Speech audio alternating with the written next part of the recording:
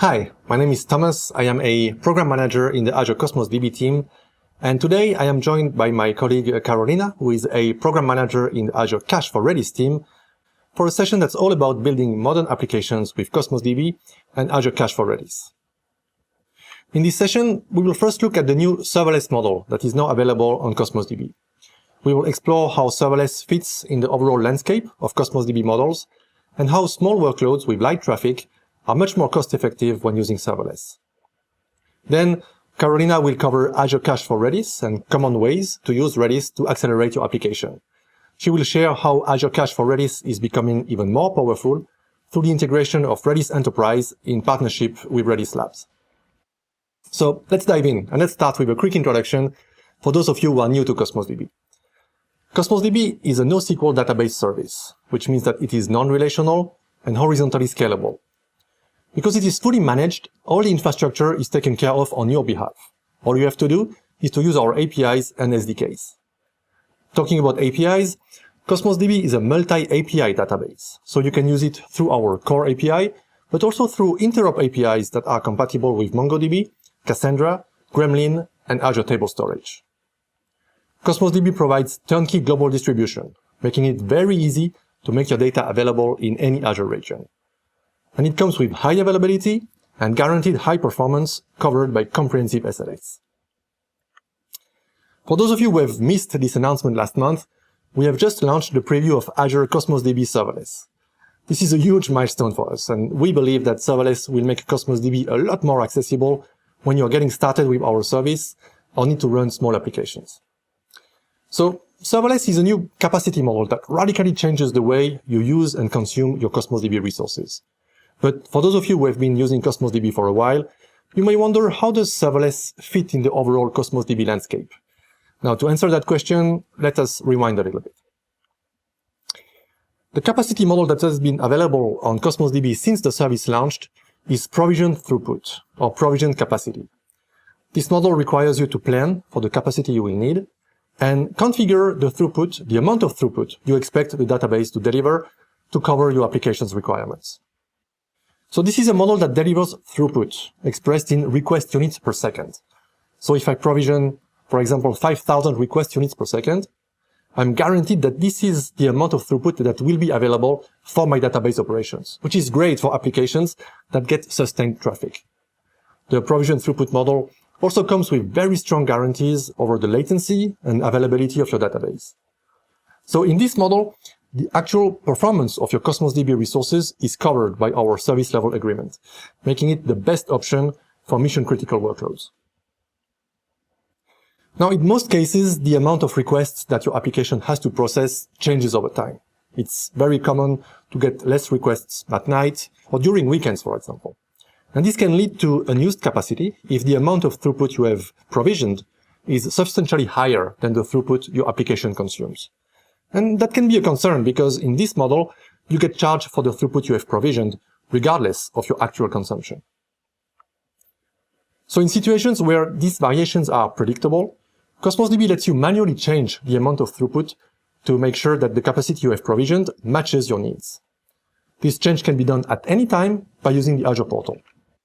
All you have to do is to go to the Scale and Settings section of your Cosmos DB container, and that's where you can change the throughput. Here, for example, I can update the provision throughput of my container from 5,000 down to 500 request units per second. You can also trigger the same change programmatically by using our APIs and SDKs. Now, this is great, but there are also situations where manual scaling is just not an option if your request traffic is unpredictable. Maybe a lot of users are suddenly going to connect to your website or web service in the next minute, and the traffic will suddenly double or triple. So this is the kind of use case where it's just impossible to scale your throughput manually because you never know when you will need more and when you will need less. So what you really need in these situations is the database to automatically scale your capacity for you based on the amount of incoming traffic. When using Cosmos DB in Autoscale mode, all you have to do is to configure a maximum amount of throughput you expect your application to need. Then Cosmos DB will automatically scale your provision throughput up and down to accommodate your application's requirements within a range that spans from that maximum level you have configured down to 10% of that maximum. It's important to note that Autoscale is just a different flavor of our provision throughput model. So it comes with the exact same performance guarantees. What this means is that the database in Autoscale mode is able to instantly deliver the maximum throughput you have configured with no delay. Autoscale is very easy to enable when creating a new Cosmos DB container. All you have to do is to select Autoscale under the throughput section. You can also easily enable Autoscale on an existing container by just flipping the corresponding switch. Now let's see Autoscale in action. Here I'm using Azure Monitor to look at the metrics of a test workload I've been running over the past week. On the left-hand side of the screen, you can see the total request units that have been consumed by my database operations. And as you can see, it goes up and down. On the right-hand side of the screen, what we see is the actual provision throughput that has been dynamically configured by Autoscale. As you can see, whenever my consumption drops, Autoscale accordingly reduces the provision throughput. And as you would expect, when my consumption goes back up, Autoscale will increase the provision throughput to make sure that the throughput that is configured and provisioned on your account matches closely your actual consumption. So far, we have covered Cosmos DB's provision throughput model, and you may wonder, wait, wasn't that session about serverless? Yes, it is indeed, and we're getting there. You see, provision throughput is the right model when your application actually requires throughput, but that's not always the case. If you're getting started with Cosmos DB, for example, you will probably go through our quick starts, explore our SDKs, and your consumption will look like that. You will send maybe a couple thousands of requests today, maybe a bit more tomorrow, but essentially your database will sit idle most of the time. Of course, you could use Autoscale, and it would dynamically scale up your provision throughput every time a request kicks in. But because the time granularity of Autoscale is 1 hour, and because it always provisions at least 10% of the maximum throughput you have configured, you would still end up provisioning unused capacity.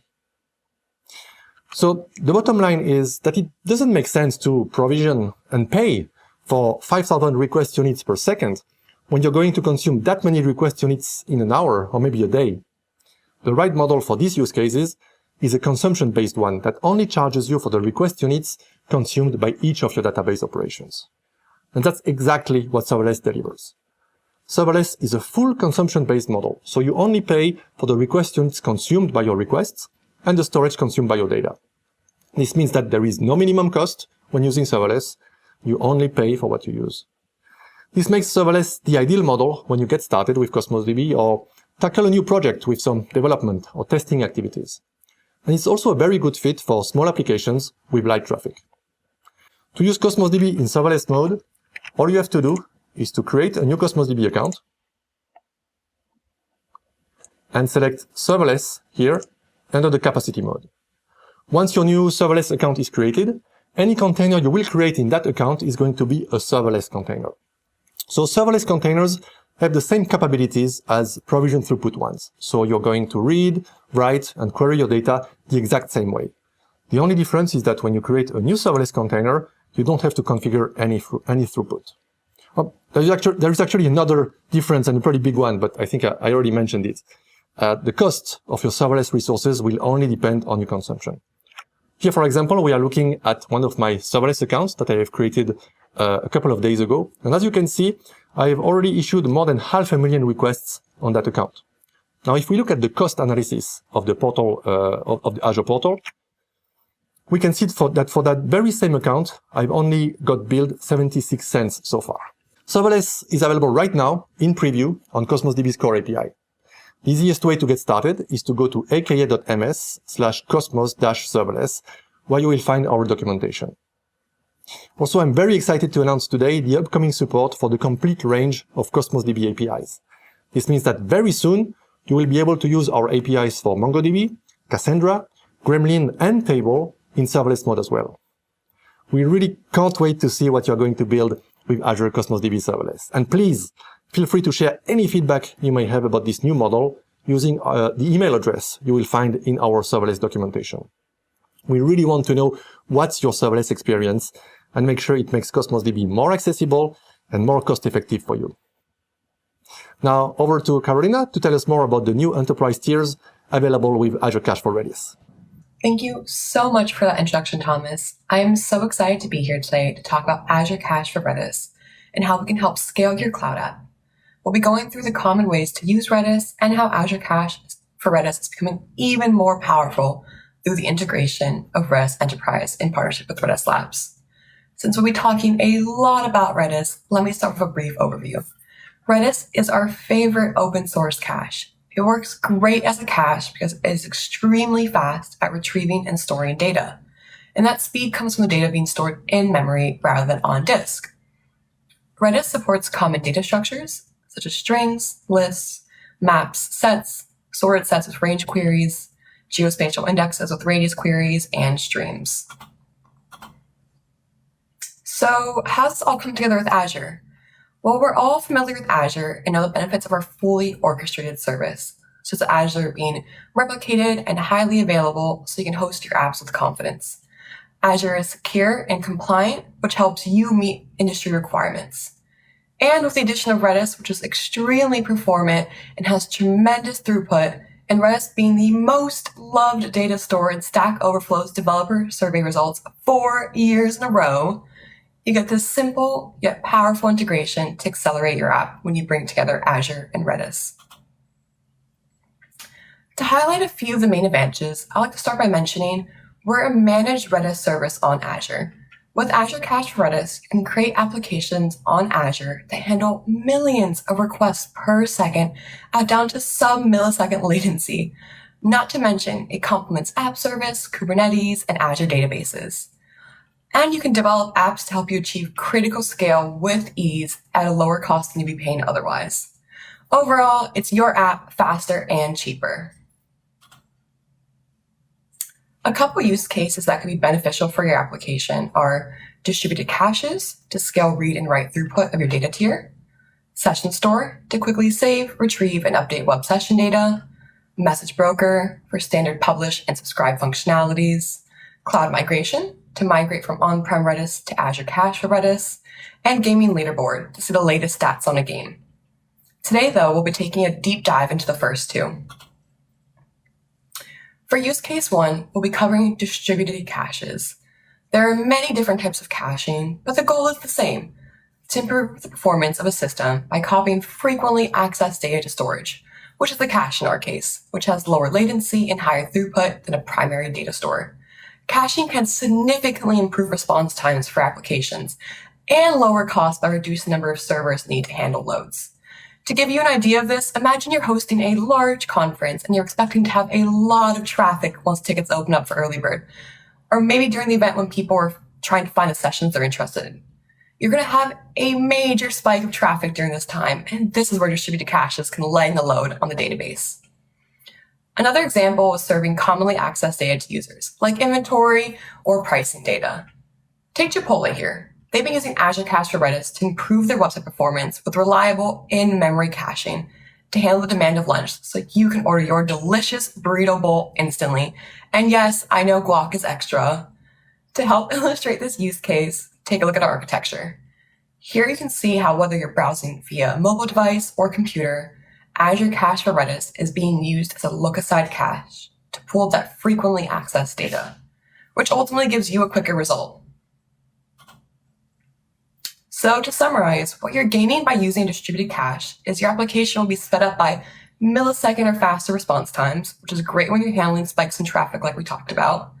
You'll be reducing load on databases and compute resources, and it integrates easily with Azure databases. For use case 2, we'll be covering Session Store. As a user interacts with the cloud app, they often generate data on each session that needs to be stored somewhere. Writing and reading this data from a database can be slow and computationally expensive. A cache is an ideal solution to temporarily store this data and provide snappy response times. A common example of this is e-commerce shopping carts. If your customer is ordering something online, you wouldn't want to run a database query every time a customer adds or moves something to their cart, especially when you have millions of customers all doing this at the same time. While most shopping carts use a cache to store the items in the cart efficiently, a session store makes it easy to add or remove items with no lag. You can also use a session store for user cookies, user logins, session states, and more. Geico is actually using Azure Cache Redis to store insurance quotes for customers shopping online. And if you've ever received a quote with Geico, now you know how they save you 15% on car insurance in 15 minutes.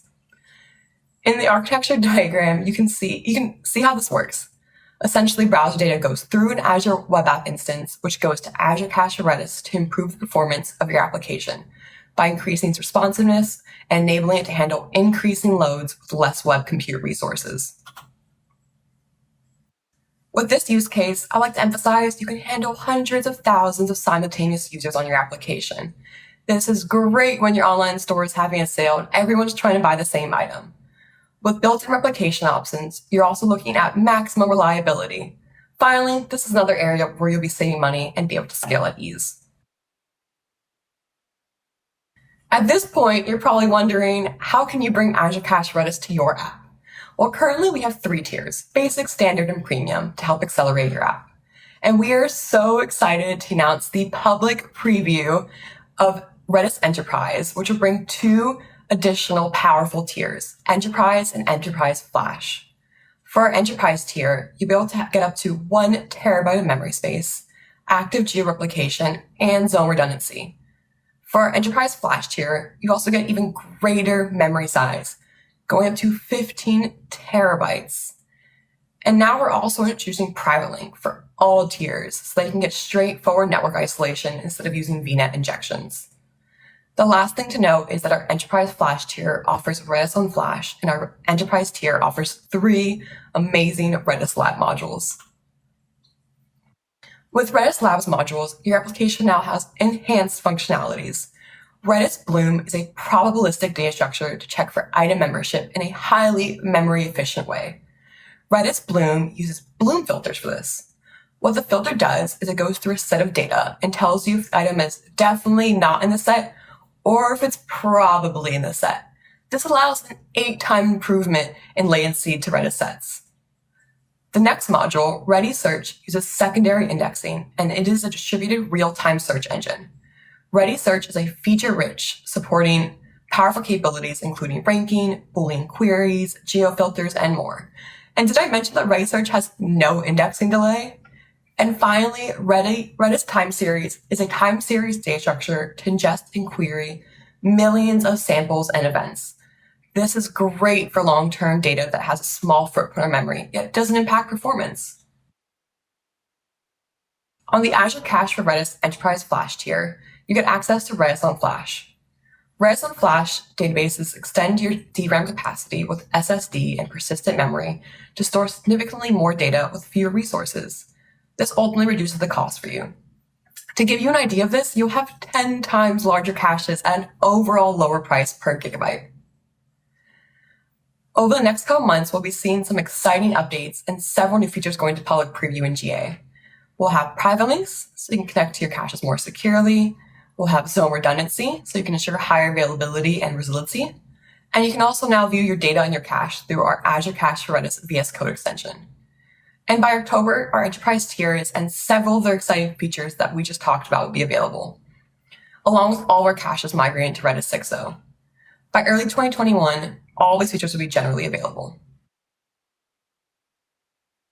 Another exciting feature that we have is Azure Private Link, which provides private connectivity from a virtual network to your Azure Cache Redis instance, simplifying the network architecture and securing the connection between endpoints in Azure by eliminating data exposure to the public internet. And Private Link is supported on all Azure Cache Redis tiers. Now into our Redis Enterprise demo, where we will show you how easy it is to set up Redis Enterprise on Azure and start using its advanced capabilities from your applications. So the application we'll be building today is an inventory management system for beer. And I have deployed this Java Spring application to Azure Spring Cloud. All this application needs now is advanced Redis capabilities, such as Redis modules.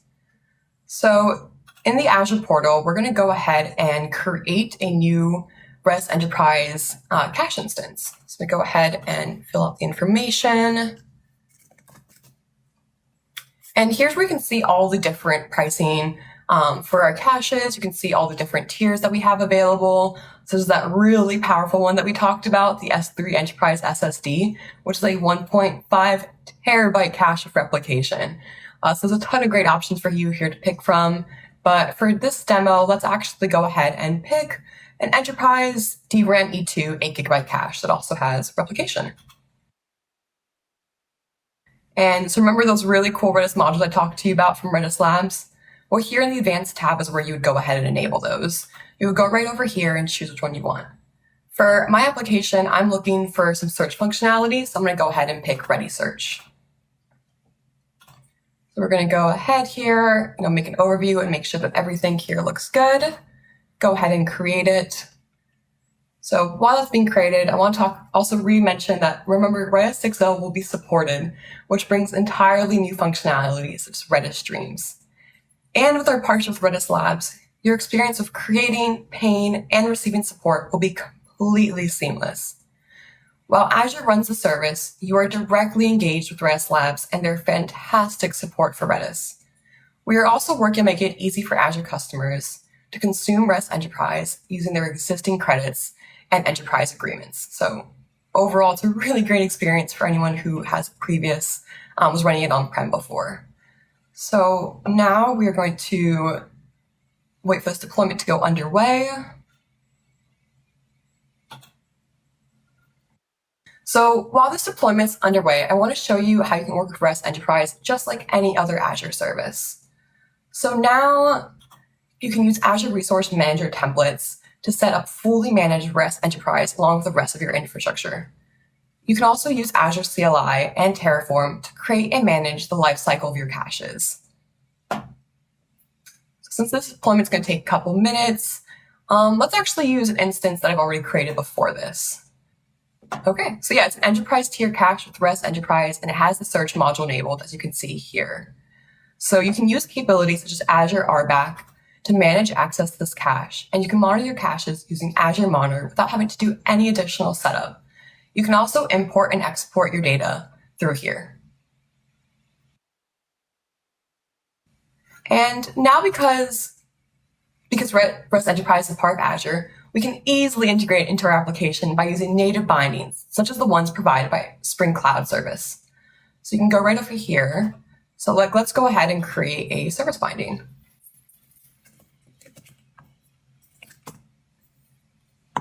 So we put it for Azure Cache Redis, put your resource. Oh.